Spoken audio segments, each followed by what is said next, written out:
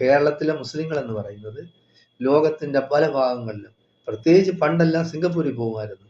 അത് ബാക്കി തിരുവനന്തപുരം ജില്ലയുടെ പല ഭാഗത്തുള്ള ബാക്കി സമുദായക്കാരും പോകുമായിരുന്നു.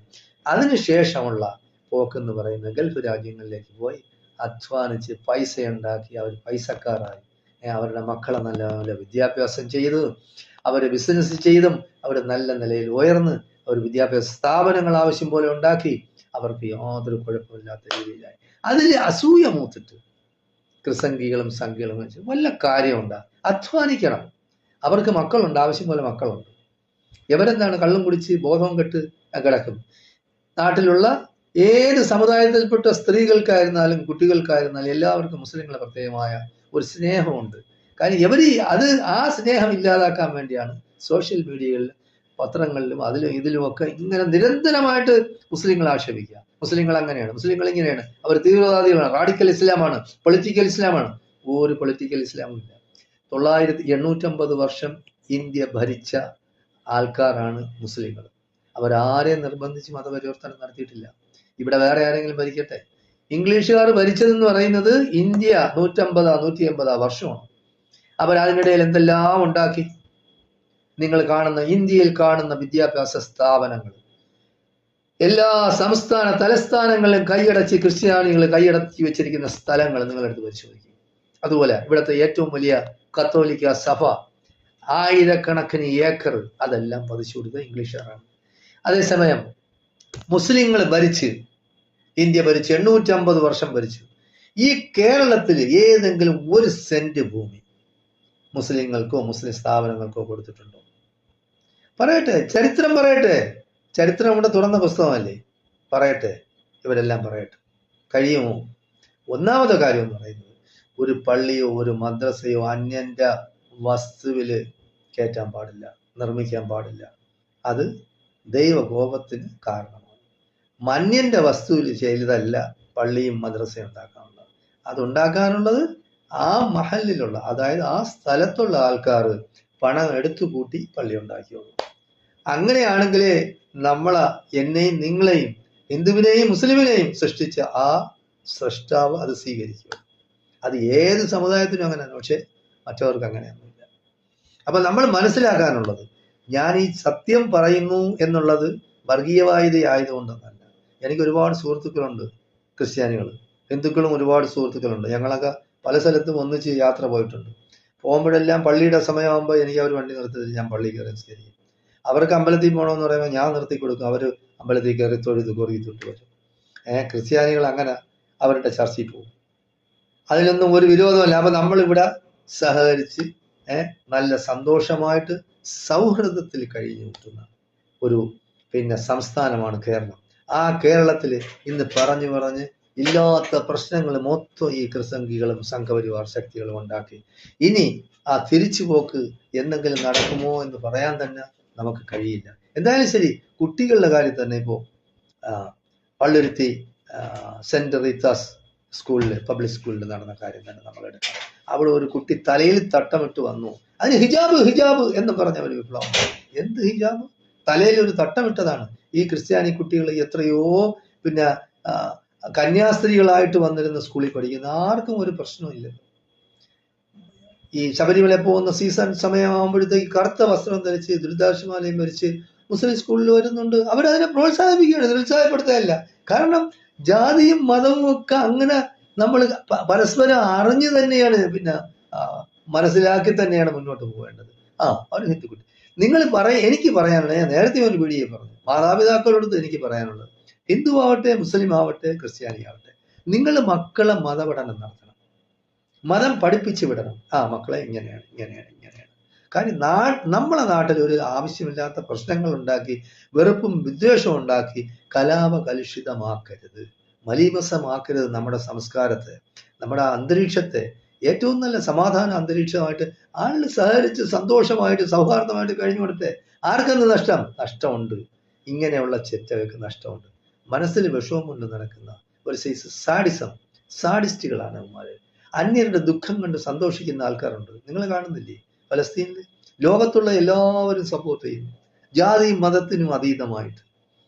ഇവിടെ കുറച്ചു പേർക്ക്, കാസയ്ക്കും ക്രിസംഗികൾക്കും സംഘപരിവാറുകാർക്കും അത് സഹിക്കുന്നില്ല, അത് ദഹിക്കുന്നില്ല. അവര് കൊലപാതകളുടെ ഭീകരന്മാരുടെ പക്ഷത്താണ്. പറയുന്നത് എന്താണ്? മുസ്ലിങ്ങൾ ഭീകരന്മാരാണ്, തീവ്രവാദികളാണ്, പൊളിറ്റിക്കൽ ഇസ്ലാമാണ്, അവർ ഇന്ത്യ പിടിച്ചെടുക്കാൻ പോവാണ്, അധികാരം പിടിക്കും. എന്ത് മണ്ടത്തരമാണ് ഷായസ്കറിയ നീ പറഞ്ഞ ഈ ആളിന് ഈ വഷളാക്കുന്നത്? നിനക്ക് ഇവിടെയുള്ള ജനങ്ങൾക്ക്, സാധാരണ ജനങ്ങൾക്ക്, ഹിന്ദു ആയാലും മുസ്ലിം ആയാലും ദൈവവിശ്വാസികളായ ക്രിസ്ത്യാനികൾക്കും മനസ്സിലായി എന്തൊക്കെയാണ് ഇവരുടെയൊക്കെ മനസ്സിലിരിപ്പത്. അതുകൊണ്ട് ഇനിയും ഷായസ്കറിയ നിനക്ക് സമയമുണ്ട്. നീ ഈ ചെറ്റ വർത്താനം പറഞ്ഞ് ഈ സംഘപരിവാറിന്റെ കയ്യടി കിട്ടാൻ വേണ്ടി നീ ഇസ്രയേലിന്റെ നിന്ന് പൈസയും വാങ്ങിച്ചിട്ട് ഇവിടെ വന്ന് മുസ്ലിങ്ങൾ അങ്ങനെ ആക്കി കളയരുത്. നിനക്കത് ഭൂഷണമല്ല. നീ ജേർണലിസം പഠിച്ചിട്ടില്ല, നീ നല്ല തന്തയ്ക്ക് പിറന്നിട്ടുമില്ല. നീ നല്ല തന്തയ്ക്കാണ് പിറന്നതെങ്കിൽ ആ തന്തയെ ആളുകൾ പറയിക്കാനുള്ള ഇടവരുത്തില്ലായിരുന്നു. മാതാപിതാക്കളെ പറയുള്ളൂ. അതായത് ഇങ്ങനെ ഒരുത്തൻ നാട്ടിലിറങ്ങി കുഴപ്പമുണ്ടാക്കുന്നു, അവൻ്റെ ഒരു ചാനൽ ഉണ്ടെന്നും പറഞ്ഞ് ബാക്കിയുള്ള ചാനലുകാരെയും കൂടെ വഴിതെറ്റിക്കുകയാണ്. അതുകൊണ്ട് നിനക്ക് ഇനിയും സമയമുണ്ട്. സ്വന്തം തെറ്റുകൾ മനസ്സിലാക്കി ഞാനും നീയുമൊക്കെ ഒരു ദിവസം 6 അടി മണ്ണിലോട്ട് പോകേണ്ടി വരും. ചിലർ കത്തിച്ചു കളയും, ചിലർ ഭൂമിയിൽ കുഴിച്ചിടും. പക്ഷെ നമ്മളെയൊക്കെ നിന്നെ എന്നെയൊക്കെ കുഴിച്ചിടും. അപ്പോൾ അത് മനസ്സിലാക്കണം. എപ്പോഴും മരണം പതിയിരിപ്പുണ്ട്, ഏത് സമയവും വരാം. അപ്പൊ അത് നീ മനസ്സിലാക്കി ദൈവം നിന്നെയും എന്നെയും യാരെയും കുറ്റവിചാരണ നടത്തും. അപ്പോൾ ആ കുറ്റവിചാരണയിൽ തെറ്റുകാരെയും കുറ്റക്കാരെയും പിടിക്കും, കൽക്കനി പിടിക്കും. പിടിച്ച് നരകാഗ്നിയിൽ കൊണ്ടിടും. നീ ഇപ്പൊ പറയും നരകാഗ്നി ഇല്ലാന്ന്. ക്രിസ്ത്യാനികളെയൊക്കെ വിശ്വസിക്കണം നരകാഗ്നി. അതിൽ വിശ്വസിക്കുന്നവരാണ്. നീ മുസ്ലിങ്ങളെയൊക്കെ കളിയാക്കുന്നുണ്ട്, ഹൂർലിയൻ എന്ന് പറഞ്ഞു. അപ്പോ ഹിന്ദു മതഗ്രന്ഥങ്ങളിൽ പറയുന്നുള്ള അപ്സരസുകൾ അത് ആരാണ്? ഈ അപ്സരസ് പച്ച മലയാളം, ഹൂർലി എന്ന് പറയുന്ന അറബി. അത്രയേ ഉള്ളൂ വ്യത്യാസം. നീ ഇപ്പൊ ഹിജാബ് എന്ന് പറയുന്നത് ആ തലയെ തട്ടവിട, അത് തീർന്നു. അത്രയേ ഉള്ളു പ്രശ്നം. അപ്പൊ ഇത് ഹലാൽ എന്ന് പറയുന്ന സാധനം, അത് ഹലാൽ എന്ന് പറഞ്ഞ് നിങ്ങൾ വിപ്ലവം ഉണ്ടാകുന്നത്. എന്താണ് ഹലാൽ? ചത്ത മൃഗമായിരിക്കരുത്, മോഷ്ടിച്ച മൃഗമായിരിക്കരുത്, നല്ല ആരോഗ്യമുള്ള ആയിരിക്കണം, സോക്കേട് പിടിച്ചതായിരിക്കരുത്. എന്നിട്ട് അങ്ങനെ ഉള്ളതിന് നല്ല ഭംഗിയായിട്ട് കണ്ടിച്ച് ആ രക്തം വാർത്തി കളഞ്ഞു കൊടുക്കുന്ന, അതാണ് ഹലാൽ എന്ന് പറയുന്നത്. അതായത് മനുഷ്യന് ആരോഗ്യകരമായ രീതിയിൽ കഴിക്കാൻ പറ്റിയ നല്ല ഭക്ഷണമാണ് ഹലാല്. അതിന് ഇല്ലാത്ത പ്രശ്നം ഉണ്ടാക്കി ജിഹാദ്, മറ്റത് മറിച്ചത് എന്ന് പറഞ്ഞ് ജനങ്ങളുടെ ഇടയിൽ ഈ അനാവശ്യമായ കാര്യങ്ങൾ ഉണ്ടാക്കരുത്. ഇത് പച്ച മലയാളത്തിലൊക്കെ പറഞ്ഞാൽ തീർന്നു. ജിഹാദെന്നും ഹലാലെന്നും ജിഹാദെന്നും എന്താണ് ഹിജാബെന്നും പറഞ്ഞ് പ്രശ്നങ്ങൾ ഉണ്ടാക്കരുത്. പച്ച മലയാളത്തിൽ അങ്ങ് പറഞ്ഞാൽ തീരുന്ന പ്രശ്നങ്ങളേ ഉണ്ട്, ജനങ്ങൾക്ക് മനസ്സിലാവും. അപ്പൊ നിങ്ങൾക്ക് ഇവിടെ കുഴപ്പം ഉണ്ടാക്കാൻ പോകില്ല. അതുകൊണ്ട് ഈ അറബി ഭാഷ ഉപയോഗിക്കരുത് എന്നാണ് എനിക്ക് പറയാനുള്ളത്. എന്തായാലും ശരി, സംസ്കാര സമ്പന്നരായ കേരളത്തിലെ ജനങ്ങള് ഇങ്ങനെയുള്ള വിഷം കൊണ്ട് നടക്കുന്ന ആളുകൾ, ക്രിസ്ത്യാനി ആവട്ടെ മുസ്ലിം ആവട്ടെ അത് ഹിന്ദു ആവട്ടെ, രാജ്യത്തെ നശിപ്പിക്കാൻ അങ്ങനെ, അതായത് രാജ്യത്ത് കലാപം ഉണ്ടാക്കുക, വെറുപ്പും വിദ്വേഷവും പടർത്തി ആളുകളിൽ അക്രമവും കൊള്ളയും കൊളിവെൽപ്പും ഉള്ള ഒരു വാസന ഉണ്ടാക്കിയെടുത്ത് അന്യരോട് വിരോധത്തില്, അയൽപക്കത്തിലുള്ളവർ തന്നെ വിരോധത്തിൽ കഴിയാന്ന് പറയുന്ന എന്തോ ഒരു വിരോധാഭാസമാണ്. എന്തുമാത്രം വിഷമം ഉണ്ടാവും. തൊട്ട് അയൽക്കാരൻ, നമ്മളെ വീട്ടിൽ തന്നെ നമ്മളെ സഹോദരങ്ങളുമില് ചില അടിയാവിടെ വഴക്കൊക്കെ കൂടി കുറെ നേരത്തേക്കൊക്കെ വെറുപ്പാണ്, കുറച്ച് കഴിയുമ്പോൾ അങ്ങ് മാറില്ല. പക്ഷെ അന്യ വീടാകുമ്പോഴത്തേക്ക് അങ്ങനെ കാണൂല.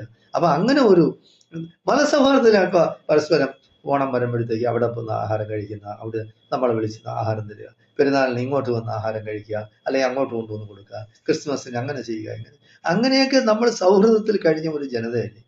അപ്പൊ നിങ്ങൾ ഈ ആവശ്യമില്ല, ആ നല്ല ഹൃദയം വേണം. ഹൃദയം വക്രബുദ്ധിയിലുള്ള ഹൃദയമാണെങ്കിൽ, വൃത്തികെട്ട ഹൃദയമാണെങ്കിൽ ചെറ്റ പ്രവൃത്തി ചെയ്യാനാണ് മനുഷ്യന്. അപ്പോൾ അത് നല്ല മാതാപിതാക്കളാണെങ്കിൽ ഈ മക്കളെ നല്ല വഴി പഠിപ്പിക്കുള്ളൂ. ഈ ഷായസ്കറിയുടെ മാതാപിതാക്കളെ എനിക്ക് അറിഞ്ഞൂടാ, ഞാൻ കണ്ടിട്ടുമില്ല കേട്ടിട്ടുമില്ല. ഉണ്ടെന്ന് പറയുന്നുണ്ട്, സംഗതി ശരിയാണ്. പക്ഷെ എന്തായാലും ശരി, അവരെ മാത്രമേ പറയാൻ പറ്റൂ.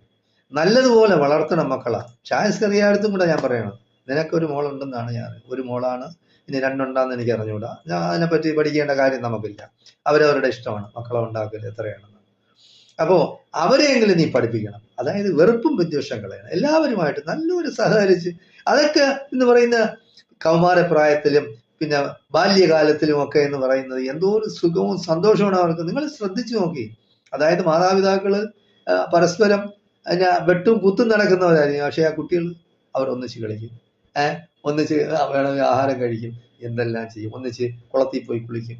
അപ്പൊ അങ്ങനെയൊക്കെ ചെയ്യുന്നതാണ്. കുട്ടികളുടെ മനസ്സിൽ കളങ്കമില്ല, അവിടെ വെറുപ്പും വിദ്വേഷമില്ല, അവർക്ക് സ്നേഹിക്കാനേ അറിയാവൂ. അങ്ങനെയുള്ള ഒരു ബാല്യകാലവും കൗമാരവും യുവത്വവും ഒക്കെ അങ്ങനെ അവർ ജീവിച്ചോട്ടെ. എന്തിനാണ് ഷായസ്കറിയ ഈ സമൂഹത്തിൽ ഇല്ലാത്ത പ്രശ്നങ്ങൾ നീ ഉണ്ടാക്കാൻ നടക്കുന്നത്? അതിന് നേതൃത്വം കൊടുക്കല്ലേ.